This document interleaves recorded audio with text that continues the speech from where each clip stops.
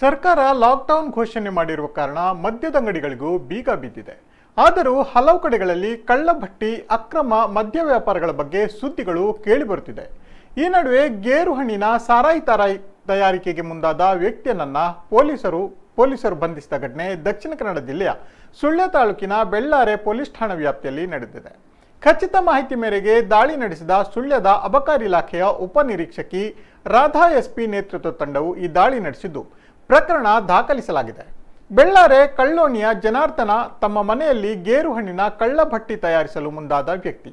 ಈತನಿಂದ ಅಬಕಾರಿ ಇಲಾಖೆಯ ಅಧಿಕಾರಿಗಳು ಗೇರು ಹಣ್ಣಿನ ರಸ, ಗೇರು ಹಣ್ಣಿನ ಸಾರಾಯಿ ಮತ್ತು ಅದಕ್ಕೆ ಸಂಬಂಧಿಸಿದಂತೆ ತಯಾರು ಮಾಡುವ ಪಾತ್ರೆಗಳನ್ನು ವಶಪಡಿಸಿಕೊಂಡಿದ್ದಾರೆ.